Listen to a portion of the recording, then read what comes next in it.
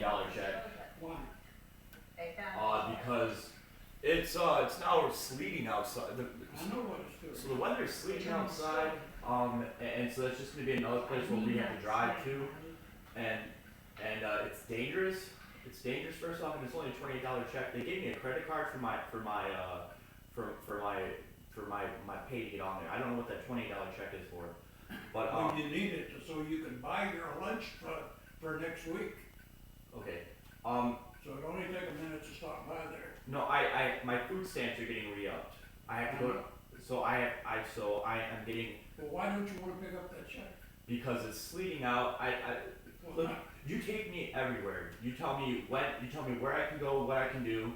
No, I just You do. advise you that No, you you basically. got a phone call and said pick up the check. Okay, and then if I get in an argument with you right now, you're gonna call the cops and arrest me, Oh, silly. just like before. This, I don't want to pick up that check. okay, we're not gonna pick up the check.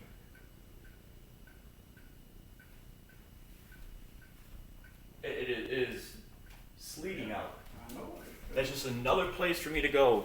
You won't let me drive, so. Absolutely not.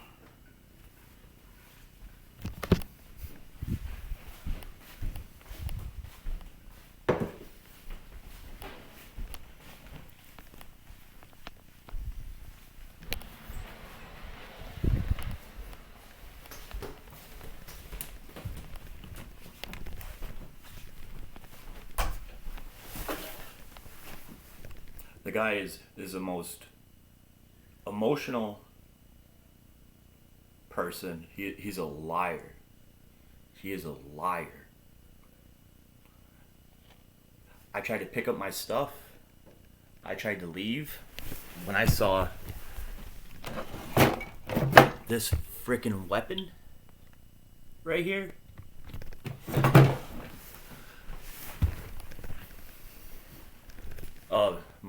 my uncle told him to take the shotgun out of this room, and the shotgun shells I picked up, and I put the shotgun shells in the garage away from. And now there's shells and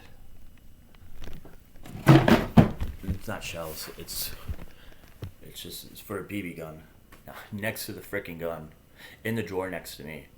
I'm told I have to stay in this room. I haven't confronted them about it, but he's the biggest liar known to mankind. And so I tried to leave after I saw this. He called the cops.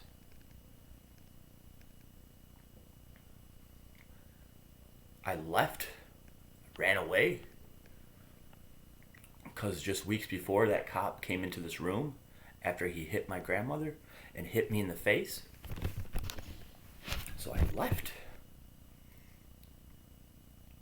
And when they left, I came back. I tried to grab my clothing, and they said nope. They threw away all my clothing, all my belongings. And they're that insane. I'm in the other room talking. I had my computer out recording. They have forgotten, because it's so bad. They have forgotten. They have forgotten how bad it is. I came back here. Obviously, my father slammed every door. A 55-year-old slamming stuff. I tiptoe. I close doors quietly.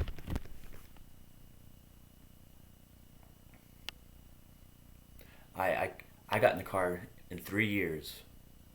In 3 years. 3 times. 2.5 years. 3 times. Because he would leave. I would watch my grandmother.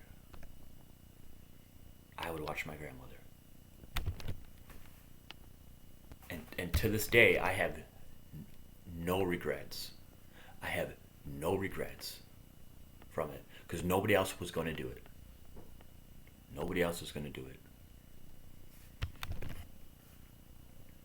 And because he assaulted my grandmother, my dad violated parole, and my uncle gives him the idea to lie and commit perjury, and then takes a shotgun out of the in October takes a shotgun out of the closet, and then gives it away. And when my dad comes back, puts a gun right there in this drawer, and then say they're going to lie to the police. They sat there at the kitchen table with a knife and said they're going to lie to the police if I even so much as pick up the telephone and report it.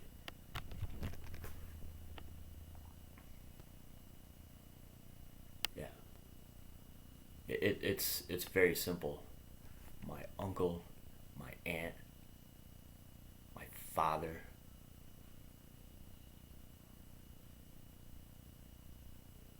and possibly my grandfather for being insane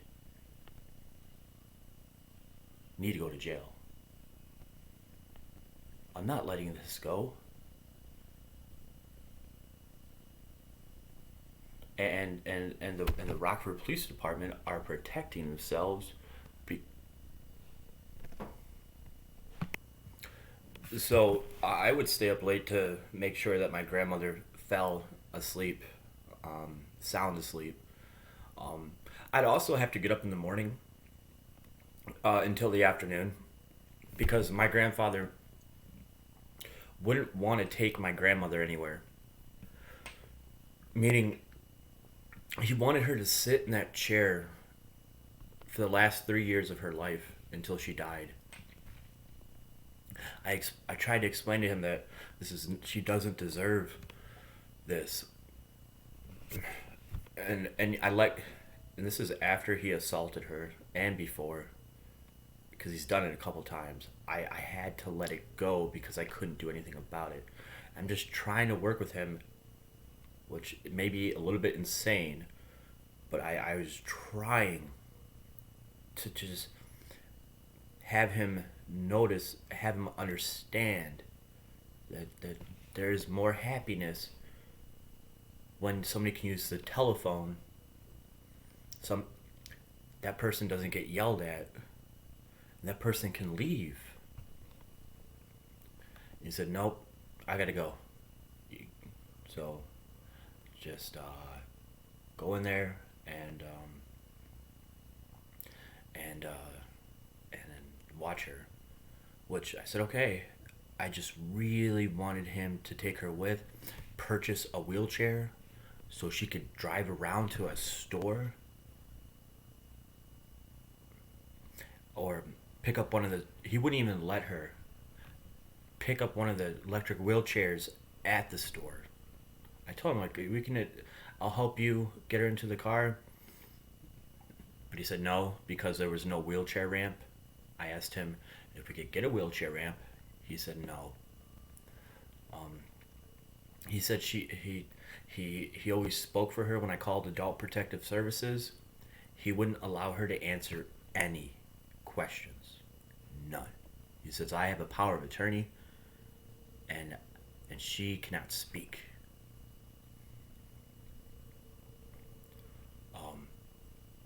My point is that nothing was ever planned out. Nothing was ever planned out. Because if it was planned out, I'd have been there. Already sitting down.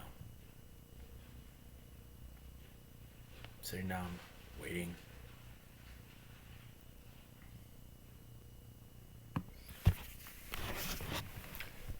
I can call the police, but I will be arrested. I can call somebody in government, and the mayor of Rockford was supposed to handle things like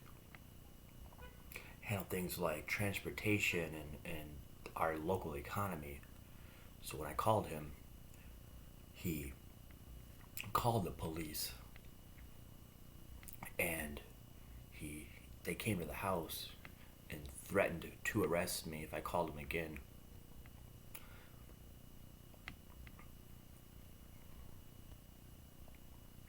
And by the way, he is a spokesperson for individuals of coercion, torture, abuse, neglect,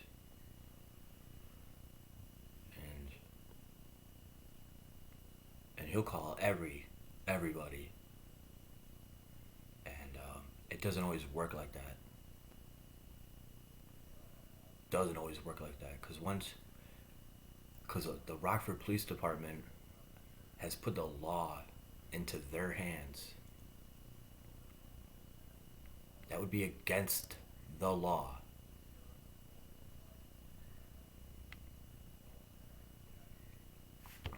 And because I'm pretty sure the law doesn't state that my family can lie to the police and arrest me and attempt to send me to prison.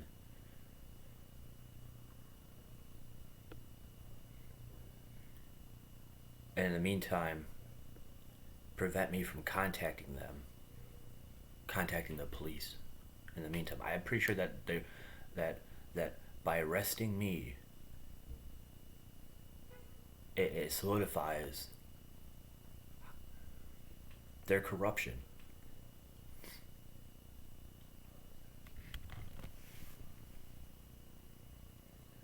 Hitting me in the face when I just told them my grandmother got hit solidifies their corruption.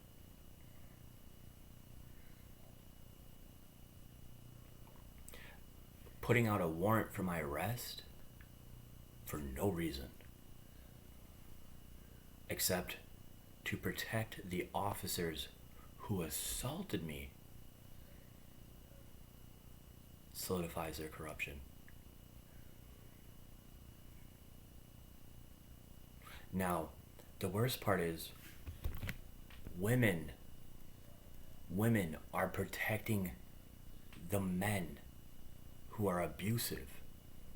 Because if you go on the court docket, there's several attorneys that are women who protected the men who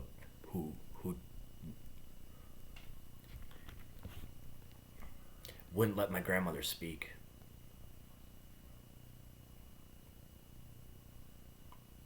And the women think they must be doing the right thing.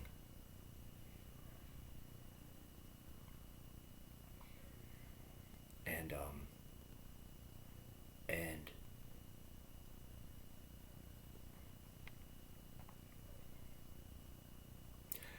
telling the truth is and listening to everybody in a case like this is absolutely necessary. But after the police assaulted me, I couldn't testify. Now, why couldn't I testify? Because they broke the law, and the jury will say. And I picked a jury. I picked a jury because a judge said, well, the prosecutor's given me this information, the defense has given me this information, and it's enough to pretty much implicate every single person in government. So, that being said, I'm going to have to either remove myself, or if he picks a jury, he's going to win, and a lot more is going to happen. And of course I picked a jury. And they wouldn't let me testify. They wouldn't even have the trial.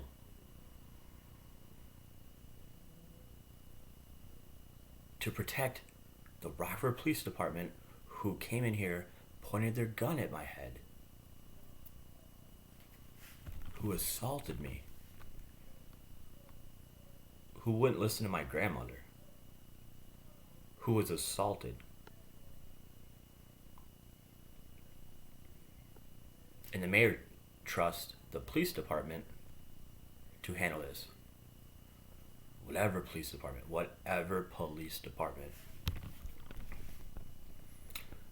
that's a it is very much a double standard for catering only to half the population and hurting anybody who asks for help.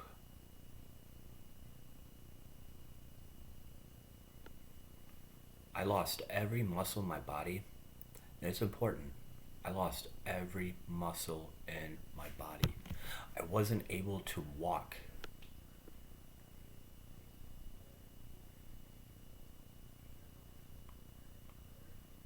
And if I keep bringing it up to these people, if I keep bringing it up to these people who did it to me, they're going to call the police. The police are going to arrest me and assault me. And the state's attorney is going to protect them.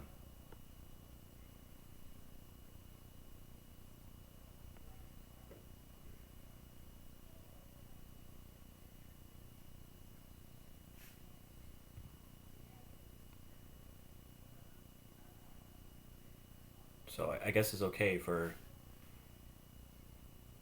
horrible people to drink, to drive, to torture, beat up my grandmother, do drugs in this house, threaten people. Yeah, by the way, I have not threatened anybody. I haven't threatened or put my hands on anybody.